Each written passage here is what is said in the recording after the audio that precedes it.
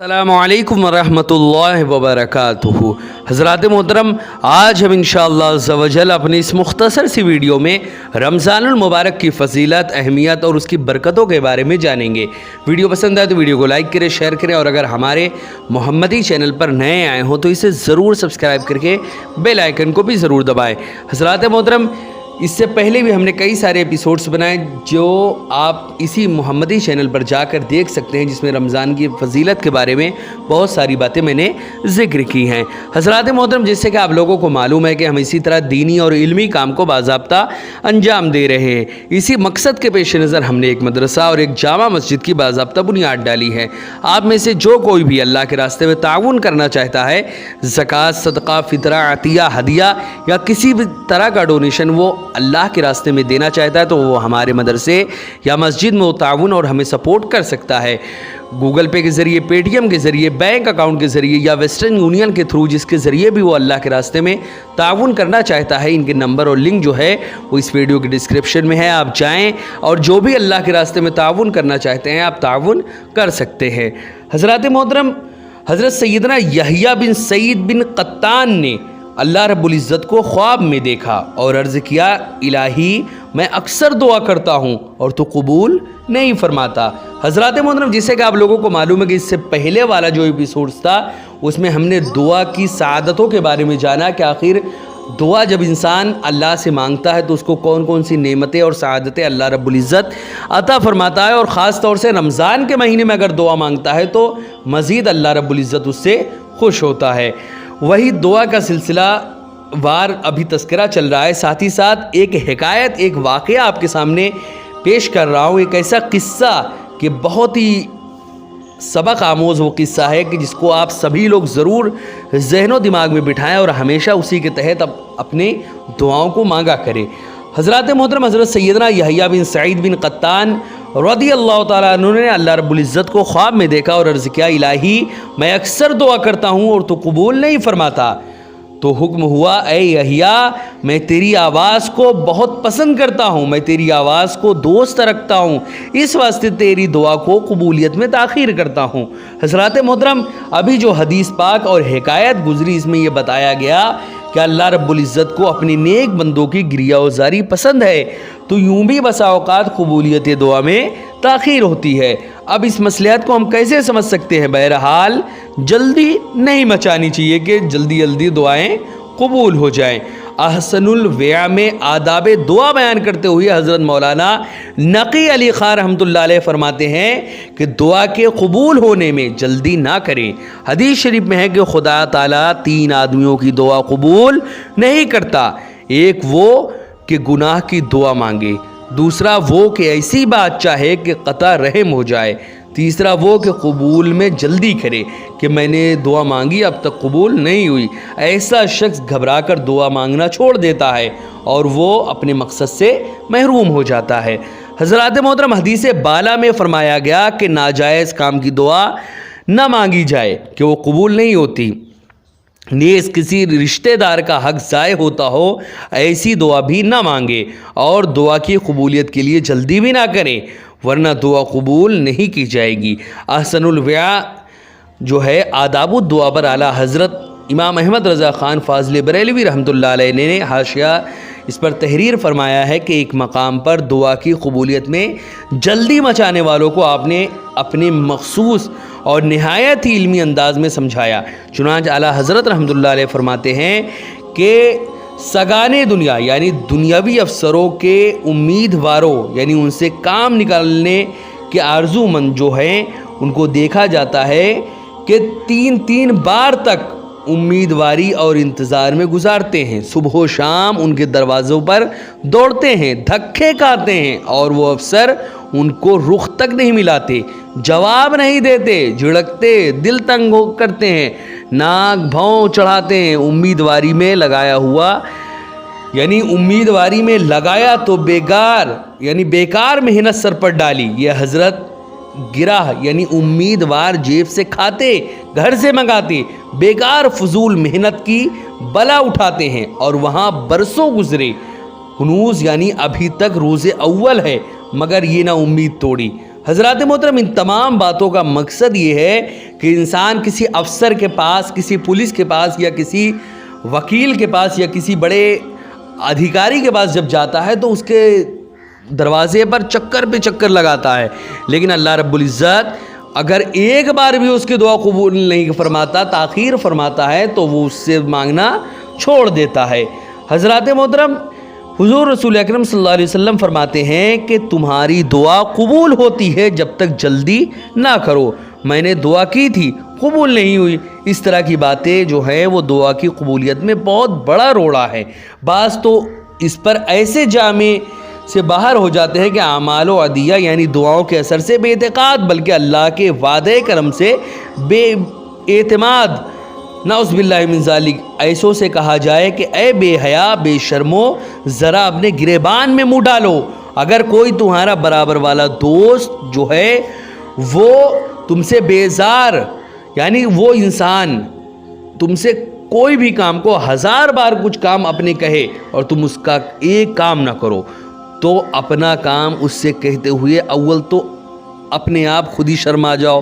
آپ نے تو اس کا کہنا کیا ہی نہیں، یعنی کوئی بھی کام آپ نے اس کا نہیں کیا، اب کس منہ سے اس سے کام کہو گے؟ اور اگر غرض دیوانی ہوتی ہے، کہہ بھی دیا اور اس نے تمہارا کام نہ کیا تو اصلاً محل شکایت نہ جانو کہ ہم نے اس کا کام کب کیا تھا جو وہ کرتا، اب جانچو کہ تم جو ہو وہ کون سا کام ایسا کیا ہو جس کے سبب اللہ رب العزت تمہاری دعاؤں کو قبول نہیں فرماتا۔ حضرات محترم یہ ہمیشہ ذہن میں رکھیں کہ اللہ رب العزت جو ہے ہماری دعاؤں کو ضرور قبول فرماتا ہے اگر ہماری دعاؤں میں رقت ہو، ہماری دعاؤں میں خلوص ہو اور ہم دعاؤں میں جلدی نہ کریں، اللہ کے رسول کا وسیلہ لگائیں، اللہ کے رسول کے وسیلے سے اگر ہم دعا مانگیں، ولیوں کا وسیلہ لگائیں، صحابیوں کا وسیلہ لگائیں، تو یقیناً اللہ رب العزت اپنے فضل و کرم سے ہماری دعاؤں کو قبول فرماتا ہے۔ لیکن یہ ہمیشہ ذہن میں رکھیں کہ اللہ پر کوئی کام کرنا ضروری نہیں نا، کہ ہم نے مانگا اس کو دینا ضروری ہے، کیسے نہیں دے گا وہ، ایسا ہم نہیں کہہ سکتے۔ یہ اللہ رب العزت کی شان نہیں ہے کہ ہم اس کے لیے یہ کہیں کہ اللہ ہم نے مانگا اب اللہ رب العزت کو یہ کام کرنا ضروری ہے۔ اللہ رب العزت پہ کوئی شے بھی ضروری نہیں ہے، اللہ رب العزت پہ کوئی شے ضروری نہیں ہے۔ اگر وہ کوئی چیز عطا فرماتا ہے تو یہ اس کا فضل ہے، اور اگر وہ کوئی شے عطا نہیں فرماتا بلکہ تم سے کوئی چیز روک لیتا ہے تو یہ اس کا عدل ہے۔ حضرات محترم آج کل اسلامی معلومات سے ہم بالکل ہی کورے ہوتے چلے جا رہے ہیں۔ ہمیں عبادات کے ضروری جتنے بھی احکامات سے بالکل ہی واقفیت نہیں رہی۔ بسا اوقات عبادات میں ایسی غلطیاں سرزد ہو جاتی ہے کہ خود عبادات ہی ضائع ہو جاتی ہے بلکہ الٹا محنت سر پر پڑتی ہے۔ حضرات محترم اس قدر تباہ ہو چکا ہے یہ معاشرہ کہ ہمیں اب ہماری تمام تر وقت توجہ صرف اور صرف دنیاوی علوم اور فنون کے حاصل کرنے کے لیے لگی رہتی ہے۔ حضرات محترم اب یہ حالت ہو چکی ہے کہ اب دین سیکھنے کے لیے، عبادات کے احکامات کی معلومات حاصل کرنے کے لیے ہمیں فرصت ہے نہ شوق، بلکہ اگر کوئی دردمند اسلامی بھائی کے سمجھانے کی کوشش بھی کرتا ہے تو ہمیں ناگوار گزرتا ہے۔ عبادات میں اس قدر غلط باتیں خلط ملط ہو گئی ہیں کہ پناہ خدا انہی میں سے سحری و افطار بھی ہے، انہی کے بارے میں بھی طرح طرح کی باتیں بتاتے ہیں لوگ اور پھر اس پر ضد بھی کرتے ہیں۔ مثلا سحری کے آخری وقت کے بارے میں بعض لوگ کہہ دیتے ہیں کہ جب تک صبح کا اتنا اجالا پھیل جائے کہ چیونٹیاں نظر آنے لگے اس وقت تک سحری کا وقت باقی رہتا ہے۔ اسی طرح اکثر لوگ یہ سمجھتے ہیں کہ جب تک فجر کی اذان کی آواز آتی رہے سحری کھانے پینے میں کوئی مذائقہ نہیں، اور جہاں کئی اذانوں کی آوازیں آتی ہیں وہاں آخری اذان کی آواز ختم ہونے تک کھاتے پیتے رہیں۔ عجب تماشا ہے، ذرا سوچے تو صحیح، اگر آپ ایسی جگہ ہو جہاں اذان کی آواز ہی نہ آتی ہو، جس جگہ آپ ہیں وہاں پر اذان کی آواز نہیں آ رہی، تو آپ کیا کریں گے؟ اللہ رب العزت کی عبادت کا ذوق رکھنے والوں اپنی عبادات کو چند منٹوں کی غفلت کے سبب برباد نہ کرو۔ سحری کے بیان میں صفحات میں میں نے اس بات کو ذکر کیا تھا کہ آخر کتنی دیر میں آپ سحری کریں، کتنی دیر میں افطار کریں، ان تمام باتوں کو اس کے ہمارے یہی رمضان کی فضیلت میں ایک ایپیسوڈ میں ان تمام باتوں کا ذکر ہے، آپ جا کر اس کو پڑھ سکتے ہیں اور اس کو بطریق احسن ان تمام باتوں کو آپ سن سکتے ہیں کہ کہ آخر اللہ رب العزت نے اس میں کون کون سی نعمتیں فرمائی ہیں، اور سحری کا وقت، افطار کا وقت آخر کون سا ہے، کب ہمیں سحری کر لینا چاہیے، کب ہمیں افطار کرنا چاہیے۔ حضرات محترم، اللہ رب العزت نے قرآن مقدس میں ارشاد فرمایا، اور کھاؤ اور پیو یہاں تک کہ تمہارے لیے ظاہر ہو جائے سفیدی کا ڈورا سیاہی کے ڈورے سے پھوپٹ کر، یعنی پھر رات آنے تک روزے پورے کرو۔ ظاہر اس آیت مقدسہ میں نہ چوٹیوں کا ذکر ہے، نہ اذان فجر کا، بلکہ صبح صادق کا ذکر ہے، لہٰذا اذان کا انتظار نہ کیا کرو۔ معتبر نقشہ نظام الاوقات یعنی ٹائم ٹیبل میں صبح صادق اور غروب آفتاب کا وقت دیکھ کر اسی کے مطابق سحری و افطار کیا کرے۔ اے ہمارے پیارے اللہ عز و جل ہر ہمارے اسلامی بھائی اور بہن کو اسلامی احکام کے مطابق روزے رکھنے کی توفیق عطا فرما اور ہمارے روزوں کو اپنی بارگاہ میں قبول فرما۔ حضرات محترم، اب ماہ رمضان المبارک کے شب و روز میں نوافل پڑھنے کے فضائل بیان کیے جاتے ہیں۔ حضرات محترم، زندگی کو غنیمت جانتے ہوئے ہو سکے تو ان میں سے کچھ نہ کچھ نوافل ضرور پڑھے۔ حضرات محترم، جو کوئی رمضان المبارک کی رات میں 10 رکعتیں اس طرح پڑھے کہ ہر رکعت میں سورہ فاتحہ کے بعد 2 مرتبہ سورہ قدر پڑھے تو حضور رسول اکرم صلی اللہ علیہ وسلم کے فرمانے عالی شان کے مطابق اس کو 70 رات کی بیداری اور 70 یعنی اس کو سب سے پہلی بات تو 70 رات کی بیداری اور 70 دینار کی خیرات اور 70 غلام آزاد کرنے کا ثواب ملے گا۔ نیز اللہ رب العزت اس کے 70,000 گناہ معاف فرما دے گا اور حضرات انبیاء اکرام کے ساتھ اس کا حشر ہوگا۔ حضرات محترم، ہر رکعت کے عوض ایک مقبول حج کا ثواب۔ ایسی نفلیں ہیں کہ اگر ایک رکعت بھی آپ پڑھیں تو ہر رکعت کے عوض ایک مقبول حج کا ثواب۔ جو شخص رمضان المبارک کی ہر رات میں 2 رکعت نماز اس طرح ادا کرے کہ ہر رکعت میں سورہ فاتحہ کے بعد 3 مرتبہ سورہ اخلاص پڑھے تو اللہ رب العزت اس کی ہر رکعت کے بدلے میں 70 لاکھ فرشتے بھیجتا ہے۔